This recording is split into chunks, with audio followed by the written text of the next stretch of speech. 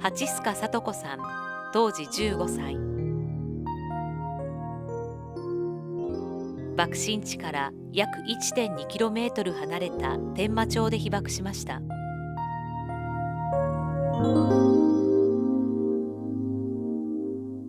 朝礼は今日もしっかりやりましょう言ってみんなで点呼して、そして持ち場について、で私が持ち場について2階ですからね、で材料もらいに下に降りて、でやっぱり材料もらう人がずっと順番に待ってたんです。でその一番後ろについて待ってた。でその時に突然バーッとこう白煙が天井を貫くように吹き上がった。そしてすごい稲光みたいな線香がスーッとこう横にこう突っ走ったか、そこまであるんですがね、記憶が。そして記憶を取り戻した時にはもうその工場の下敷きになっていた。気づいた時にはもうこの下敷きで身動きができんから、これどうか出られんから、これはただただもう大きな声で助けを求めて、で足が自由になったもんですから、とにかく足をバタバタバタバタさせて、だからそれは工場のどなたがないですかね。で私を引きずり出して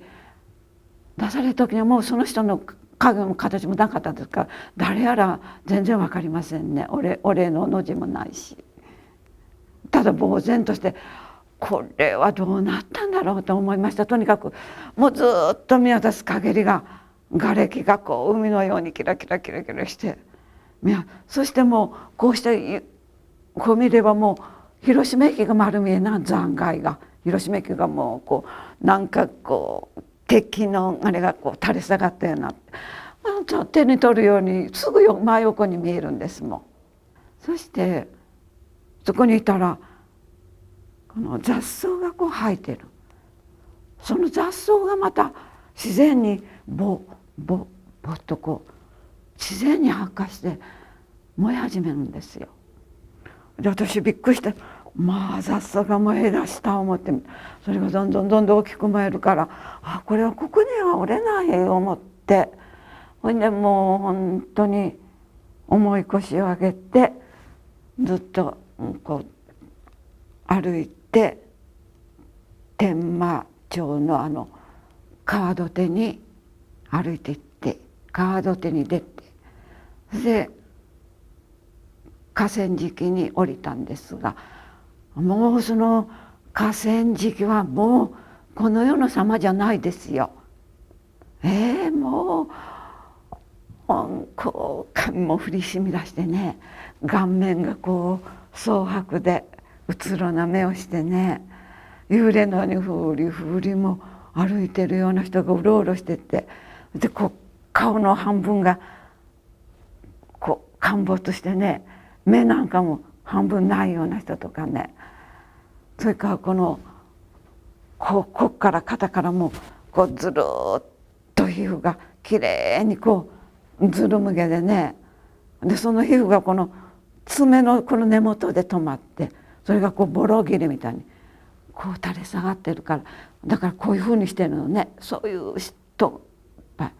これずるむげですか、これらがみんな赤身なんですよ。そういう人がこうやってうろうろしてるね、寝っ転がってもうわめいてる人とかね、うずくまってうめいてる人、それはもう地獄の様相ですよ。まだその頃は火の手は上がってなかったです。そうして私がもうぼんやりと河原の石段に腰掛けてぼーっとして、どのぐらい経ってですかね、とにかくぼーっとしてて、で私が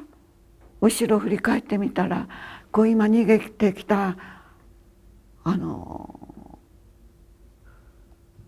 宅精神の方はも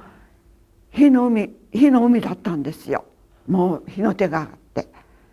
火の海だったんです。そしてその河川敷の河原が広かったのに、気が付いた時にはもう半分ぐらいもうどんどん満ちてきて狭くなってきてるからね、気が付いて、これはいけない、逃げられない、どうしようか思って、その時初めて我に返りましたね。その時もそれまではぼーっとしておりましたのにね、あまりの変わりようにただただもうぼーっとしてたんですけど、そうだ、この川を泳いで逃げようとっさにそう思ったんですよ。ほんと泣きながら必死な思いで、寂しかったし辛かったですね。ずっと泳いで上流に向けて、誰もいない私一人泳ぎましたね。それはもうそこはもう懸命に泳ぎましたよ。それでね、だいぶ泳いでいるとね、この川岸にね、夏草がこう茂るようになったんです。草が生えてるとこに来た思って、でその草のこう長いすすきのような長いしっかりしたようなのに思わずしがみついて、でそれをしがみついて、それを頼りにやっとこの川土手をこうよじ登るいうんか這い上がって、で川土手に出て、そこでしゃがみ込んで、なんかそこでくたくたに疲れた体やら、もうその時の制服がもういわゆる昔です言ってるもんぺですよね。なんかもうここら辺からもちぎれてなかったですけどね。でそれをそこで、疲れた体とそういう服をぼやっとしながら、もうすごい光、太陽の光が強烈でしたよ。そこでそれを乾かしてる。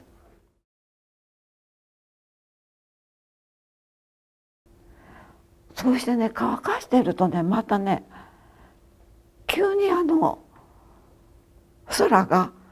さーっと薄墨を流したように薄暗くなった思ったらね、突然真っ暗い黒い雨がザーッと降り出したんですよ。真っ黒い雨が降ってくる。なんとこれは不思議なことが起きたんだなと思って、その時思いましたね。ねっとりしておりましたね。ねっとりしておりましたけど、体にもちろんありましたけどね。でもね、それもねわずかですよ。すぐねさーっと上がって、でまた元何事もないようにこの太陽の強烈な光が。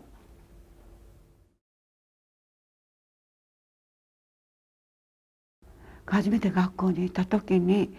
私いっぱい話が詰まってるじゃないですか。動員で一緒に仕事をした仲間ですし、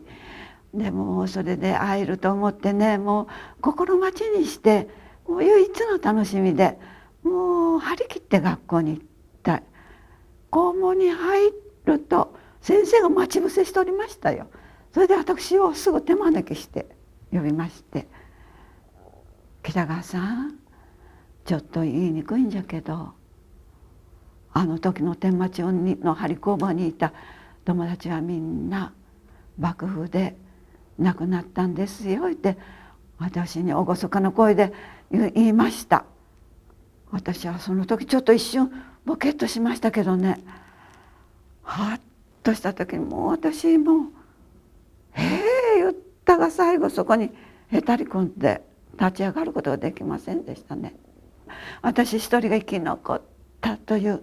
罪悪感みたいな辛さで、もう全てを原爆に関することは封印してしまいましたね。も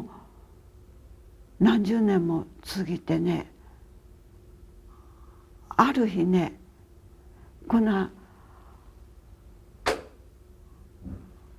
ある日講演を聞いたんですよ。その講演の先生が壇上から被爆された方はね、皆さんに、被爆してない皆さんにお伝えしなければいけない義務や責任、そういうもんがあるんじゃないんですかね。皆さんにその受けたその辛さ、そういうものもお伝えしてくださいいうふうに懇願されたんですよ。私ふっとなんかつきものが落ちたようにふっと目覚めたんですよ。ああそうだ、私は逃げてばっかりいてこれ封印してしまってたけど、これはすごいことだ。このすごいことを知らない人がいっぱいいるのにお伝えしないわけにはいかないと思い始めて、それからもうずっと何十年ものご縁で時々証言させてもらったり、お話ししてるとね、その亡くなった友達が